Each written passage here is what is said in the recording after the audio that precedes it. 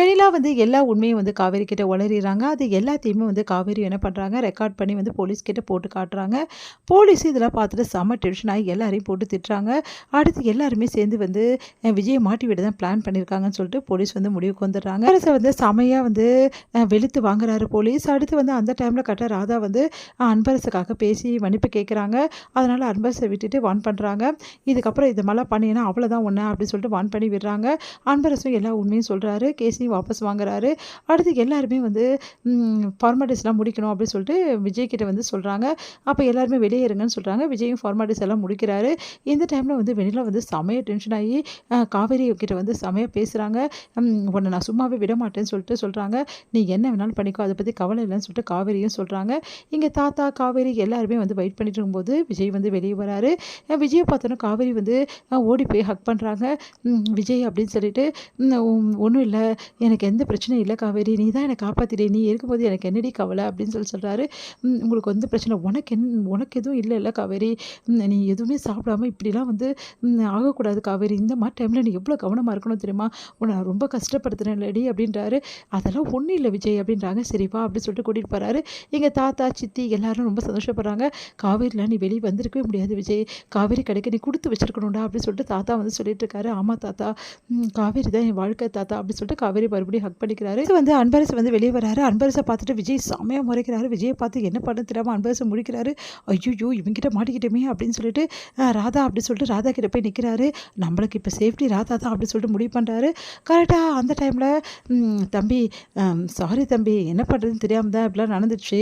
அதெல்லாம் மனசில் வச்சுக்காதீங்க தம்பி அப்படின்னு சொல்லிட்டு வெள்ளாவோட மாமா பேச வராரு. வாயை மூடியா, இதுக்கப்புறம் ஒரு வார்த்தை நீ பேசினேன்னு வச்சுக்கோயேன், அப்புறம் நான் என்ன செய்வேன்னு எனக்கே தெரியாது அப்படின்றாரு விஜய். அதிர்ச்சி அடைகிறாரு. உடனே வந்து அந்த டைமில் கரெக்டாக பசுபதி வந்து அப்படி நிற்கிறாரு. பசுபதி பார்த்து என்னையா நீ போட்ட பிளான் எல்லாம் சொதப்பிச்சு போட்டிருக்கு. நீ என்ன பிளான் போட்ட, எப்படியெல்லாம் என்னை உள்ளே தரணும்னு ஏற்பாடு பண்ண, எல்லாம் பார்த்தல எப்படி நடந்துச்சுன்னு சொல்லிட்டு என் காவேரி இருக்கும்போது என் மேலே உன்னால் ஒன்றும் பண்ண முடியல பார்த்தல அப்படின்னு அப்படியே வந்து விஜய் பார்த்து முறைக்கிறாரு. பசுபதி நீ போடியா, உன்னை எவ்வளோ பிளான் வேணாலும் போடு, என்ன வேணாலும் செய், என்னை என் காவேரி பிரிக்க தானே இவ்வளவும் பண்ணுறீங்க. உங்கள் கண்ணு முன்னாடியே நானும் காவேரி நல்லபடி வாழ்ந்து காட்டுறோம்யா. அப்போ தெரியும் உங்களுக்கெல்லாம் எங்களோட அன்பு என்னன்னு சொல்லிட்டு. நீங்கள் எல்லாரும் என்னையும் காவேரி பிரிச்சிடலான்னு சொல்லிட்டு இவ்வளோ பிளான் பண்ணீங்கல்ல, உங்களுக்கு எல்லாம் கிடைச்சது ஆப்பு அப்படின்றாரு. அதை கேட்டு வந்து அன்பரசு வந்து பார்த்து அப்படியே முறைக்கிறாரு. அன்பரசை பார்த்துட்டு வந்து ஐயோ என்கிட்ட வரானே அப்படின்னோடனே என்ன சித்தப்பு ரொம்ப ஓவராக வந்து இமேஜின் பண்ணி என்னென்னமோ சொன்னேன், இப்போ என்ன ஆச்சுன்னு பார்த்தல அப்படின்னா விஜய் சாரிப்பா அப்படின்றாரு. சே வாய மூடியா, நீ எல்லாம் ஒரு மனுஷனா, சித்திக்காக பார்க்குறேன் இல்லைன்னா நடக்கிறதே வேறு அப்படின்றாங்க. விடுப்பா விஜய் அப்படின்றாங்க. சித்தி உங்கள் முகத்துக்காக பார்க்குறேன், இவரை கூட்டிகிட்டு போயிடுங்க இல்லைன்னா நடக்கிறதே வேறு அப்படின்னோடனே வாங்க போகலாம் அப்படின்னு சொல்லிட்டு அவங்க சித்தி கூட்டிகிட்டு போகிறாங்க.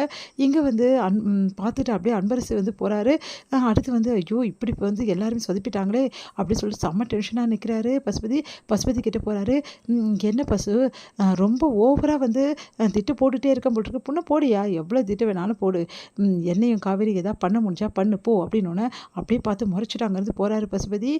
இங்கே வந்து தாத்தா வந்து என்னப்பா என்ன ஆச்சுன்னு, இவங்க எல்லாரும் என்ன வேணாலும் பண்ணுறோம் தாத்தா, இவங்க எல்லாருக்கும் வச்சுருக்கேன் தாத்தா ஸ்கெட்சு, இதுக்கப்புறம் தான் இந்த விஜயோட ஆட்டத்தை இவங்க எல்லோரும் பார்க்க தான் போகிறாங்க அப்படின்னோடனே அப்படியே வந்து பார்த்துட்டு ஒன்றும் புரியாமல் பசுபதி அங்கேருந்து கிளம்புறாரு.